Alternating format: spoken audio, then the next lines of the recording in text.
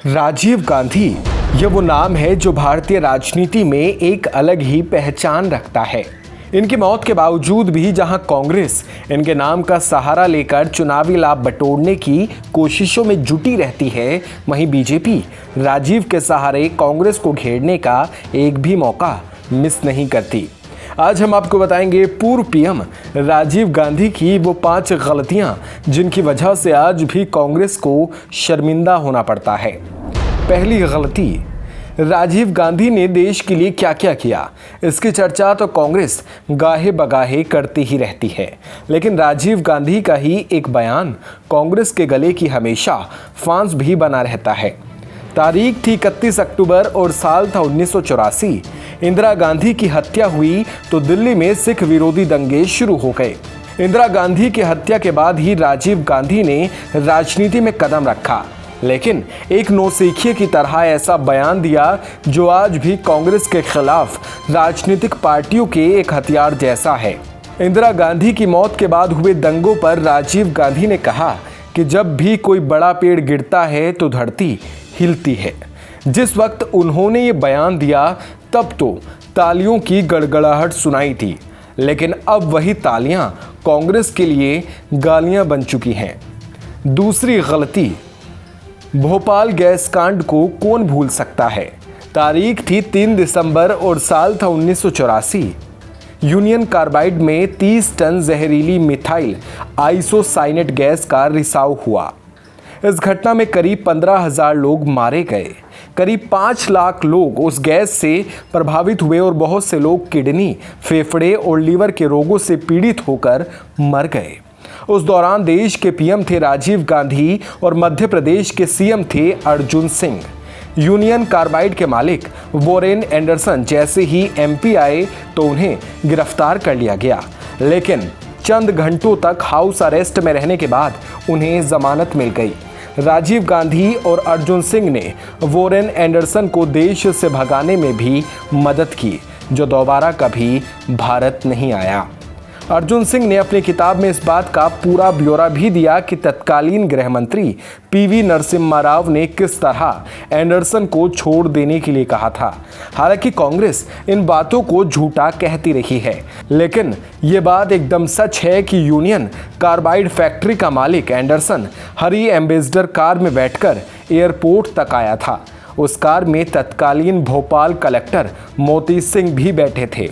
अब इतना VVIP treatment क्या बिना किसी सरकारी अनुमति के दिया जा सकता है? ये सोचने वाली बात है। 1984 में हरी एम्बेसडर कार में एंडरसन को भोपाल एयरपोर्ट तक लाया गया, जहां से वो दिल्ली और फिर दिल्ली से अमेरिका चला गया।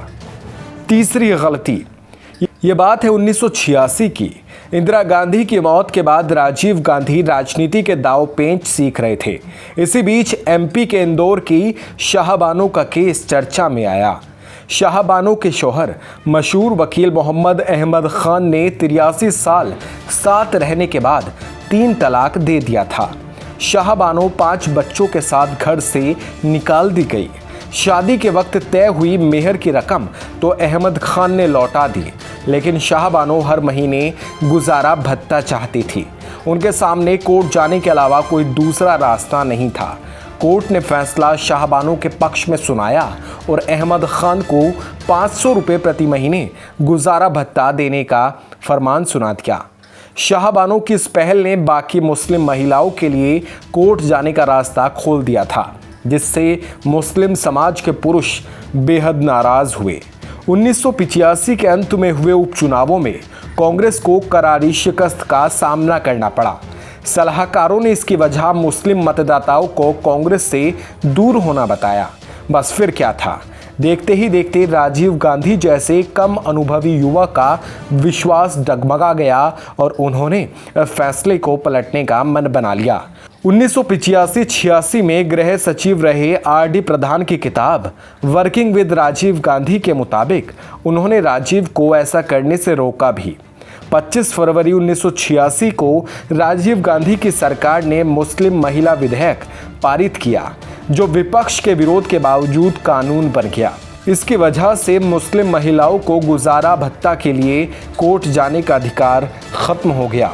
तब तो धर्म की राजनीति करके राजीव गांधी ने मुस्लिमों को खुश कर दिया, लेकिन बाद में उनकी उस गलती का खामियाजा मुस्लिम महिलाओं को भुगतना पड़ा। खैर, बाद में मुस्लिम महिलाओं को अत्याचार से बचाने के लिए मोदी सरकार कानून लाई, जिसके बाद ही मुस्लिम महिलाओं को राहत मिल सकी। चौथी गलती, राजीव गांधी ने करीब 30 साल पहले खरगोन में ऐसा बयान दिया जो आज भी कांग्रेस के लिए मुसीबतें पैदा करता रहा है। उन्होंने नवग्रह मैदान में 21 मिनट का भाषण दिया, जिसमें उन्होंने कहा कि दिल्ली से 1 रुपया गांव के लिए भेजा जाता है तो गांव तक सिर्फ 10 पैसे ही पहुंचते हैं, बीच में 90 पैसे का करप्शन हो जाता है। इसी से साफ हो जाता है कि 1989 के दौरान उनकी सरकार में कितना ज़्यादा भ्रष्टाचार था। राजीव ने बयान तो दे दिया, लेकिन शायद तब वो इस बात को नहीं जानते थे कि आने वाले टाइम में यह बयान विपक्षी पार्टियों को बैठे बिठाए एक मुद्दा और कांग्रेस को शर्मिंदगी दे जाएगा।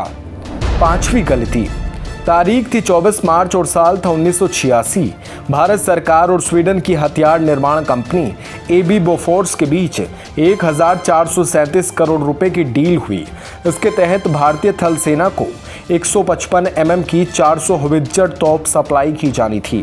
साल भर बाद ही स्वीडिश रेडियो ने दावा किया कि कंपनी के सौदे के लिए भारत के राजनीतिज्ञों को करीब 60 करोड़ रुपए की घूस दी गई है। बस तभी से ही राजीव गांधी सरकार की इस मामले में भूमिका एक बिचौलिए के तौर पर देखी जाने लगी। मामले की जांच भी हुई। 1989 में चुनाव हुए तो बोफोर्स की वजह से कांग्रेस हार गई। इस मामले में इटली के क्वात्रोकी का नाम सामने आया, जिस पर दलाली के जरिए घूस खाने के आरोप लगे। क्वात्रोकी तो बाद में विदेश भाग गया, लेकिन देश में रह रही कांग्रेस के माथे पर एक कलंक सा लग गया। जांच में भी कोई दोषी नहीं पाया गया। नवंबर 2018 में सीबीआई ने सुप्रीम कोर्ट में याचिका दायर की और इस केस की दोबारा से जांच की मांग की। सुप्रीम कोर्ट ने यह कहते हुए याचिका खारिज कर दी कि सीबीआई 13 साल की देरी से क्यों आई है। खैर, भले ही राजीव गांधी या फिर कांग्रेस परिवार का कोई और सदस्य बोफोर्स मामले में दोषी साबित नहीं हुआ, लेकिन राजीव गांधी पर लगे आरोपों ने कांग्रेस को परेशानी में ज़रूर डाल दिया। यह ऐसा मुद्दा है जो आज भी लगातार उठता आया है। तो ये थी राजीव गांधी की वो गलतियां जिनकी वजह से आज तक कांग्रेस को शर्मिंदा होना पड़ता है। बाकी आपके पास कोई और जानकारी हो तो कमेंट सेक्शन में हमें ज़रूर बताइएगा। वीडियो अगर आप YouTube पर देख रहे हैं तो चैनल को सब्सक्राइब कर सकते हैं, फेसबुक पर देख रहे हैं तो पेज को लाइक कर सकते हैं। वीडियो आपने पूरी देखी, इसके लिए आपका बेहद ज़्यादा शुक्रिया।